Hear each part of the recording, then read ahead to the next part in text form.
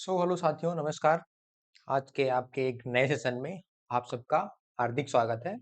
आशा करते हैं आप सब स्वस्थ, जबरदस्त और जिंदाबाद होंगे और अपनी पढ़ाई को निरंतर तरीके से कर रहे होंगे और सारी चीज़ें जो है प्रॉपर तरीके से आप सब रिवाइज कर रहे होंगे, ठीक है?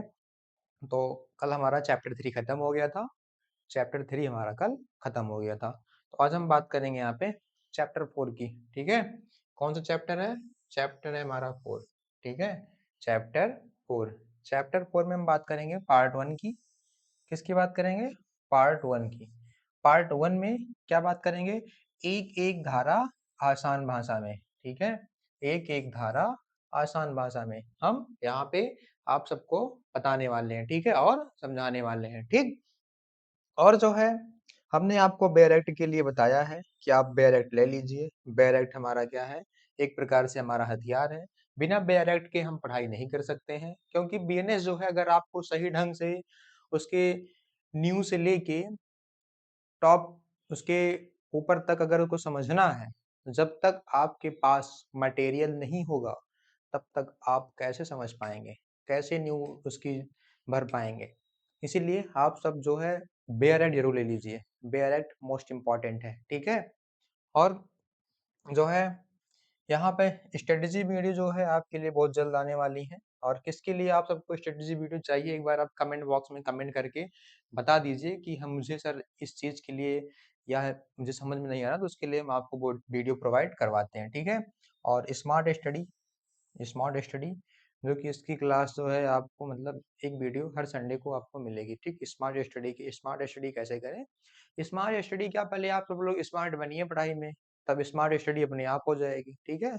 स्मार्ट स्टडी का कोई और उपाय नहीं है, ना कोई उसकी किताब है। जब तक आप स्मार्ट नहीं बनेंगे पढ़ाई करने में, तब तक स्मार्ट स्टडी नहीं आएगी, ठीक है? स्मार्ट बनने के लिए आपको बहुत सारी चीज़ें त्यागनी पड़ेंगी और अच्छे से पढ़ाई पे ध्यान देना पड़ेगा, ठीक है? रट्टू रट्टू तोता बनने से कोई काम चलने वाला है नहीं, ठीक है? तो और यह क्लास जो है एलएलबी स्टूडेंट के लिए है, बेहद इंपॉर्टेंट है, ठीक है? और एपीओ एस्पिरेंट के लिए मोस्ट इंपॉर्टेंट है और जुडिशरी एस्पिरेंट के लिए वेरी वेरी इंपॉर्टेंट है, ठीक? और अदर स्टूडेंट के लिए बहुत ही ज़्यादा महत्वपूर्ण यह क्लास है, ठीक है? तो आप सब सेशन को जल्द से जल्द आगे तक शेयर कर दीजिए, जिससे हमारा भी मनोबल बढ़ा रहे और हम आपको अच्छे तरीके से क्लास में सारी चीज़ें बाय 1 पढ़ाते चले, ठीक है? तो आज हमारा क्या है? चैप्टर 4 है और पार्ट 1 है, ठीक? और हम बात करते हैं आज के नए सेक्शन पर। तो नया सेक्शन हमारा क्या है? नया सेक्शन जो कि अध्याय चैप्टर 4, चैप्टर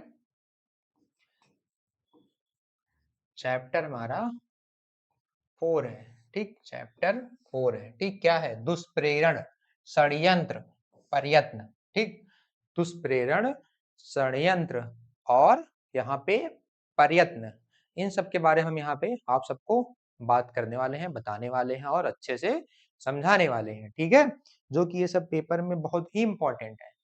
पेपर में बहुत ही ज़्यादा पूछ जाते हैं सब और इम्पोर्टेंट भी हैं। दुष्प्रेरण की डिफिनीशन पूछ लेगा, षड्यंत्र की डिफिनीशन पूछ लेगा और उसके बाद प्रयत्न क्या है उसकी डिफिनीशन पूछ लेगा, जो कि सारी चीजें पेपर में पूछी जाती हैं, ठीक है? तो हम यहाँ पे बात करने वाले हैं सेक्शन 45 अर्थात धारा 45 की, ठीक? धारा 45 क्या है?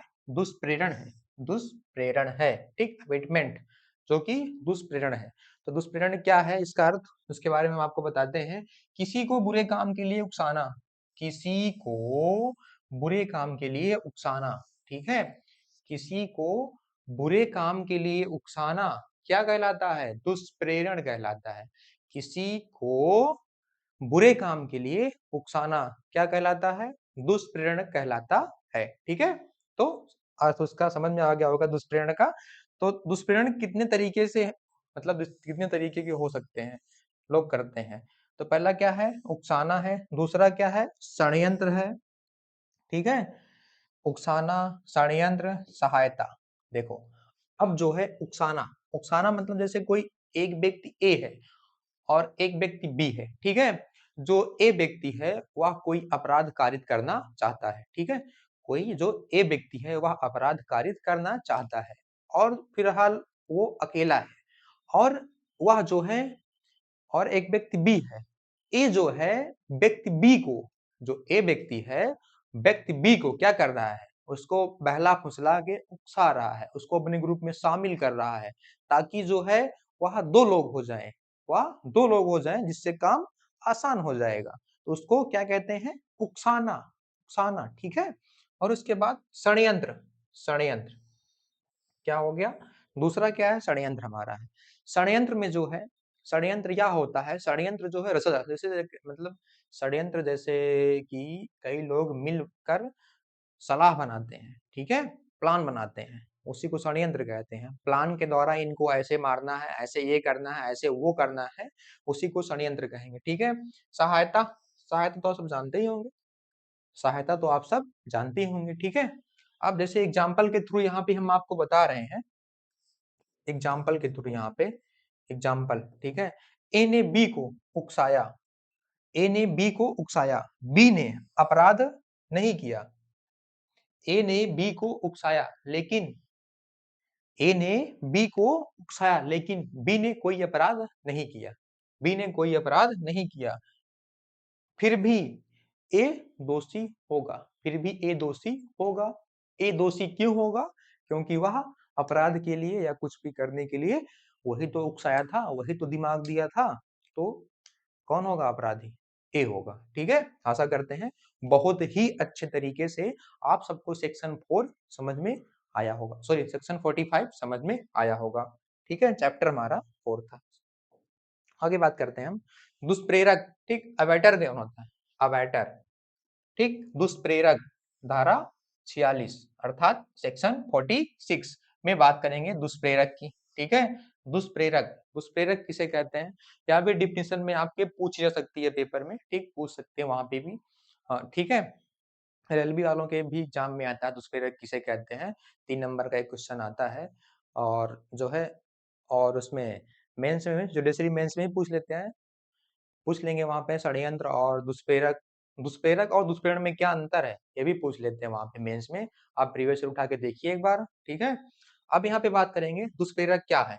दुष्प्रेरक जो व्यक्ति किसी अपराध को करने के लिए, जो व्यक्ति किसी अपराध को करने के लिए किसी अन्य व्यक्ति को उकसाता है, जो व्यक्ति अपराध करने के लिए किसी अन्य व्यक्ति को उस्काता है, ठीक है, उस्काता है, ठीक है, अर्थात करने के लिए उसे बाध्य करता है, ठीक है, उकसाता है, सहायता करता है या षड्यंत्र के माध्यम से अपराध करवाने का प्रयास करता है, वह दुष्प्रेरक कहलाता है, ठीक है, वह दुष्प्रेरक कहलाता है, ठीक। जो व्यक्ति अपराध को करने के लिए किसी अन्य व्यक्ति को उकसाता है, ठीक, सहायता करता है और षड्यंत्र के माध्यम से अपराध करवाने के लिए उसे बाध्य करता है, ठीक है, बाध्य करता है, तो वह क्या कहलाता है, दुष्प्रेरक, ठीक है, दुष्प्रेरक कहलाता है, ठीक।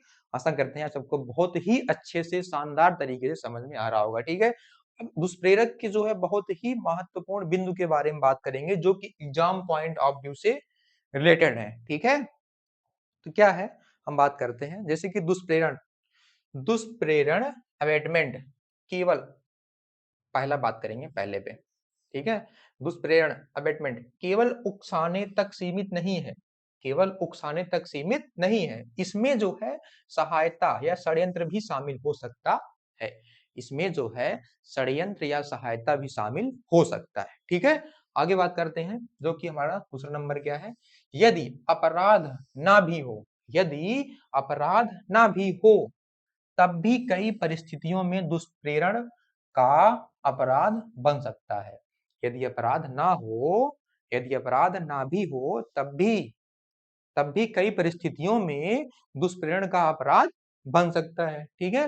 अब तीसरे नंबर की बात करते हैं, जिस व्यक्ति को उकसाया गया है, जिस व्यक्ति को उकसाया गया है अर्थात माध्यम बनाया गया है, ठीक है, उकसाया गया है, उसका वही इरादा, उसका वही इरादा या ज्ञान, उसका वही इरादा या ज्ञान अर्थात नॉलेज होना आवश्यक नहीं है जो दुष्प्रेरक का है, ठीक है।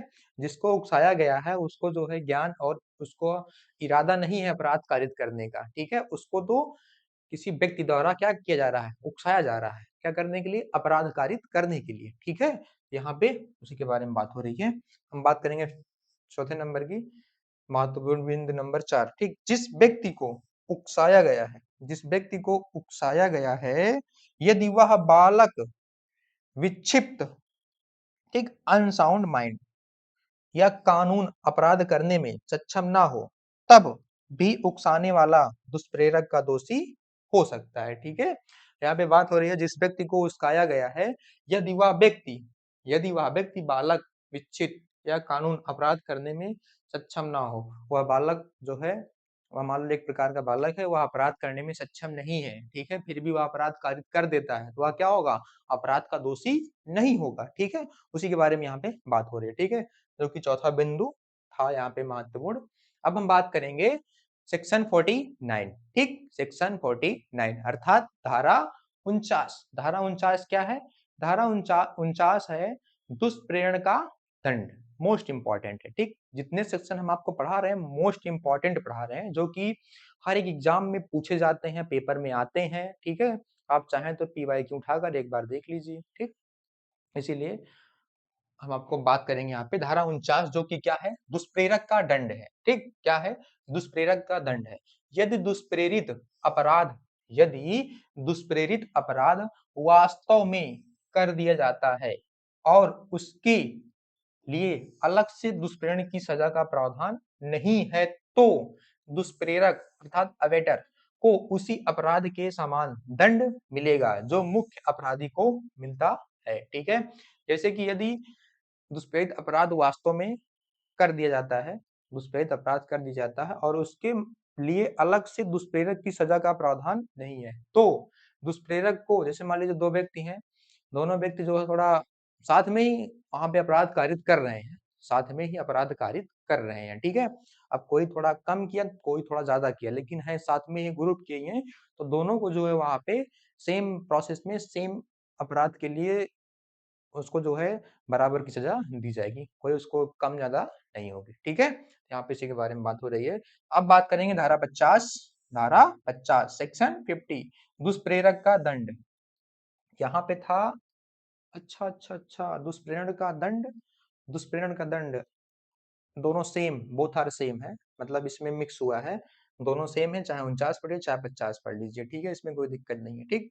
अब यहाँ पे जैसे यदि दुष्प्रेरित व्यक्ति, यदि दुष्प्रेरित व्यक्ति, यदि दुष्प्रेरित व्यक्ति जिसे उकसाया गया है, जिसे उकसाया गया है, ठीक है, इसको एक बार आप सब लोग चेक कर लीजिएगा, इसमें दूसरा नाम होगा, दुष्प्रेरण की जगह दुष्प्रेरक होगा, ठीक है, दुष्प्रेरक का दंड होगा, ये दुष्प्रेरण का दंड है, या दुष्प्रेरक का दंड होगा, ठीक है। जिसे उकसाया गया है, अपराध तो करता है, लेकिन दुष्प्रेरक अवेटर के आशय से या जानकारी से अलग तरीके से करता है, उद्देश्य से, तब भी दुष्प्रेरक उसी अपराध के लिए उत्तरदायी होगा यदि वह अपराध उसी प्रकार करता है, ठीक है। ये दुष्प्रेरक है, दुष्प्रेरक है, वो दुष्प्रेरक है, ठीक है। तो आशा करते हैं आप सबको बहुत ही अच्छे तरीके से समझ में आ रहा होगा, ठीक है। तो हमारा क्या चल रहा है, चैप्टर 4 चल रहा है भाई। अब हम बात करेंगे धारा 51 दुष्प्रेरक का दायित्व, दुष्प्रेरक का दायित्व, इसके बारे में हम यहाँ पे बात करते हैं। दुष्प्रेरक का दायित्व, दायित्व क्या है भाई, यहाँ पे यदि किसी एक अपराध के लिए उकसाया गया है, एक अपराध के लिए उकसाया गया है, लेकिन उसके स्थान पर दूसरा अपराध हो गया, जैसे कि एक व्यक्ति ने सिर्फ एक अपराध के लिए उकसाया, लेकिन वहां पर 2 अपराध हो गए, ठीक, उकसाया एक के लिए था, अब हो गया 2 अपराध, तो देखते हैं भैया क्या होता है आगे। हो गया, तो भी दुष्प्रेरक उत्तरदायी होगा, तो भी दुष्प्रेरक उत्तरदायी होगा यदि वह दूसरा अपराध दुष्प्रेरण का संभावित परिणाम था, ठीक है। मुख्य शर्तों के बारे में बात करेंगे, किया गया कार्य दुष्प्रेरण का संभावित परिणाम हो, किया गया अपराध दुष्प्रेरण का संभावित परिणाम हो, ठीक है। और यहाँ पे वह कार्य उकसाहट, सहायता या दंड के कारण हुआ हो, ठीक है, उकसाहट या सहायता आदि के दंड के कारण हुआ हो, ठीक है। आगे बात करते हैं हम धारा 52, ठीक है। धारा 52 क्या है, दुष्प्रेरक कब दुष्प्रेरित कार्य के लिए और किए गए अन्य कार्यों के लिए उत्तरदायी होगा। यह इंपॉर्टेंट सेक्शन नहीं है, जो बता रहे हैं बस आपके नॉलेज के लिए बता रहे हैं, ठीक है, बाकी इंपॉर्टेंट नहीं है, मुझे एक बार आपको बता दें इसीलिए इसको हम ऐड कर लिए, ठीक है। यदि दुष्प्रेरित व्यक्ति अपराध करते समय यदि दुष्प्रेरित व्यक्ति अपराध करते समय अधिक अपराध करता है, अधिक मतलब ज्यादा अपराध करता है, और वे सभी दुष्प्रेरण के लिए संभावित परिणाम है, तो दुष्प्रेरक उन सभी अपराधों के लिए उत्तरदायी होगा, ठीक है, दुष्प्रेरक उन सभी के लिए उत्तरदायी होगा, ठीक है। अब हम बात करेंगे धारा 53, दुष्प्रेरित कार्य से उत्पन्न भिन्न प्रभाव के लिए दुष्प्रेरक का दायित्व, भिन्न प्रकार के लिए दुष्प्रेरक का दायित्व, इसके बारे में बात करते हैं हम। जैसे ये दुष्प्रेरक अबेटर किसी विशिष्ट परिणाम के लिए उकसाता है, ठीक, किसी विशिष्ट परिणाम के लिए उकसाता है, ठीक है, लेकिन उसके परिणाम स्वरूप दूसरा प्रभाव उत्पन्न हो उसके परिणाम स्वरूप दूसरा प्रभाव उत्पन्न हो जाता है। जैसे एक व्यक्ति को जो है दूसरा व्यक्ति उकसा रहा है, लेकिन जिसको उकसा रहा है उसके अंदर जो है दूसरे प्रकार का वहां पे प्रभाव उसके अंदर उत्पन्न हो रहा है, ठीक है, तब भी दुष्प्रेरक उत्तरदायी होगा यदि उसे यह संभावना पहले से पता थी तब होगा, ठीक है, इसके पहले नहीं।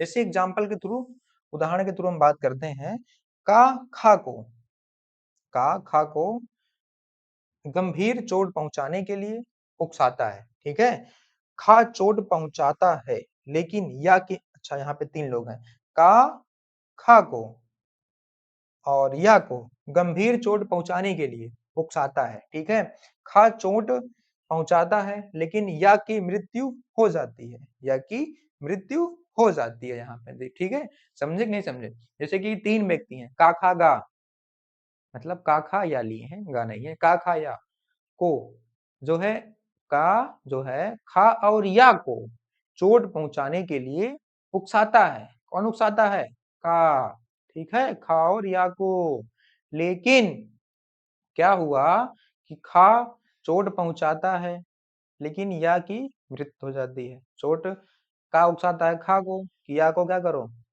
किसी प्रकार से अपराध कारित करो, लेकिन यहाँ पे क्या हो रहा है कि खा चोट पहुंचाता है लेकिन उसकी या की मृत्यु हो जाती है यहाँ पे, तो यहाँ पे यही बात हो रही थी धारा 53 में, ठीक है। हम बात करेंगे हम धारा 54 की। धारा 54 क्या है, अपराध कारित करते समय दुष्प्रेरक की उपस्थिति क्या है, अपराध कारित करते समय दुष्प्रेरक की उपस्थिति क्या है। यदि दुष्प्रेरक अपराध करने के समय यदि दुष्प्रेरक अपराध के समय घटना स्थल पर उपस्थित रहता है, घटना स्थल पर उपस्थित रहता है, तो माना जाएगा कि उसने स्वयं उस अपराध में भाग लिया है। अगर अपराध कारित होते समय कोई व्यक्ति वहां पे खड़ा है, देख रहा है, कुछ नहीं कर रहा है, फिर भी समझ लीजिए वो ग्रुप में शामिल हो जाएगा, क्यों, क्योंकि वहां पे उसको कुछ करना चाहिए, हेल्प करना चाहिए, या फिर वहां पे भाग लेना चाहिए, उसको हट लेना चाहिए उस जगह से जो जहाँ अपराध कारित हो रहा है, नहीं तो फिर तो वो भी फंसेगा ना, जैसे कि गेहूं के साथ घुन पीसा जाता है, सेम वही हाल होगी यहाँ पे, ठीक है। अब याद रखने वाली बातें कुछ महत्वपूर्ण, जैसे कि यहाँ पे दिया गया है कि दुष्प्रेरक प्लस घटना स्थल पर मौजूद बराबर अपराध में सहभागिता। अगर आप घटना स्थल पर मौजूद हैं, अपराध को अपनी आंखों से देख रहे हैं, अपराध कारित हुए आप अपनी आंखों से देख रहे हैं, अब वहां पे आप हटे नहीं, आप वहां पे उपस्थित हैं, आप भी अपराध की श्रेणी में आ जाएंगे, याद रखिएगा आप सब। या फिर आप वहां खड़े हैं तो तुरंत चार पांच लोग हो तो अलग बात है, अगर अकेले वहां पे खड़े हैं तो ऐसा फिर गलत काम नहीं, तुरंत आप वहां से हट लीजिए, ठीक, क्योंकि जमाना बहुत खराब चल रहा है भाई, ठीक है। आगे बात करेंगे लास्ट सेक्शन 55 धारा 55, मृत्यु या आजीवन कारावास से दंडनीय अपराध का दुष्प्रेरण, ठीक है, मृत्यु या आजीवन कारावास से दंडनीय अपराध का दुष्प्रेरण, उसके बारे में हम बातें कर रहे हैं यहाँ पे, ठीक है। जैसे कि यदि कोई व्यक्ति ऐसे अपराध के लिए दुष्प्रेरण करता है जिसकी सजा मृत्यु दंड या आजीवन कारावास है और अपराध नहीं होता है तथा अलग से दंड का प्रावधान नहीं है, तो दंड अपराध नहीं हुआ, 7 वर्ष तक का कारावास प्लस जुर्माना होगा, ठीक है। दुष्प्रेरण के कारण किसी को उपाधि हर्ट हो गई तो 14 वर्ष तक का कारावास होगा प्लस जुर्माना होगा। ठीक है, एग्जाम्पल के थ्रू यहाँ बात करेंगे। काखा को या की हत्या के लिए उकसाता है, काखा को या की हत्या के लिए उकसाता है। ठीक है, उकसाता है, खाली हत्या नहीं किया है। ठीक है, तो उसको क्या होगा, 7 साल की सजा होगी, 7 साल की सजा होगी प्लस जुर्माने का उत्तरदायी होगा। ठीक है, अगर जुर्माना नहीं दे पा रहा है उस टाइम पे तो उसकी 1/4 भाग की सजा उसको और मिलेगी। ठीक है, यहाँ पे उसी के बारे में बात हो रही है। ठीक है, अब हम बात करेंगे धारा 55। अच्छा, एक और था धारा 55, कारावास से दंडनीय अपराध का दुष्प्रेरण। कारावास से दंडनीय अपराध का दुष्प्रेरण, यहाँ पे बात हो रही है धारा 56 की। लास्ट है ये, आज की क्लास का लास्ट सेक्शन है। ठीक है, यदि कोई व्यक्ति ऐसे अपराध का दुष्प्रेरण करता है, यदि कोई व्यक्ति ऐसे अपराध का दुष्प्रेरण करता है जिसकी सजा कारावास है, जिसकी सजा कारावास है, आजीवन कारावास, कारावास समझते होंगे आप सब, है, और अपराध नहीं होता है। ठीक है, वह अपराध करता है जिसकी सजा जो है कारावास है, लेकिन अपराध नहीं होता है, अपराध नहीं होता है तथा अलग से दंड का प्रावधान नहीं है, तो दुष्प्रेरक को उस अपराध के लिए निर्धारित अधिकतम कारावास की अवधि के 1/4 तक की सजा का जुर्माना या सजा हो सकती है। ठीक है, या फिर जज के अकॉर्डिंग दोनों हो सकती है, सजा भी हो सकता है, जुर्माना भी हो सकता है। ठीक है, आशा करते हैं आप सबको बहुत ही अच्छी तरीके से यह पूरा सेक्शन समझ में आया होगा। ठीक है, बहुत ही अच्छे तरीके से आप सबको सेक्शन समझ में आया होगा और आशा करते हैं आप सब लोग निरंतर रूप से पढ़ाई कर रहे होंगे और बेयर एक्ट ले लिए होंगे। ठीक है, और जो है आज की क्लास को हम यहीं पे ब्रेक करेंगे और जो है सेशन जो है ज़्यादा से ज़्यादा लोगों तक शेयर करें, चैनल को सब्सक्राइब करें, लाइक करें, कमेंट करें। कोई प्रॉब्लम होती है तो आप कमेंट बॉक्स में कमेंट कर सकते हैं और जो है आप सब लोग टेलीग्राम चैनल से जरूर जुड़ें। लिंक में टेलीग्राम का चैनल उसमें लिंक में लगा है, डिस्क्रिप्शन में भी है। आप सब वहां से जाकर टेलीग्राम चैनल पर जुड़ सकते हैं। वहां पे क्या होगा, आपको पीडीएफ वगैरह सारी चीज वहां पे प्रोवाइड कर दी जाएंगी और कोई रिलेटेड बातें होंगी तो आपसे वहां पे डिस्कशन कर लिया जाएगा। ठीक है, तो आज की क्लास को हम यहीं पर ब्रेक करते हैं। ठीक, आशा करते हैं आप सब लोग स्वस्थ होंगे, मस्त होंगे, पढ़ाई करते होंगे। ठीक, और जो है मोस्ट इम्पॉर्टेंट बात क्या है कि आप सब डायरेक्ट जरूर ले लिए होंगे। आशा करते हैं इसी के साथ आज की क्लास को यहाँ पे ब्रेक करते हैं। नमस्कार, जय हिंद।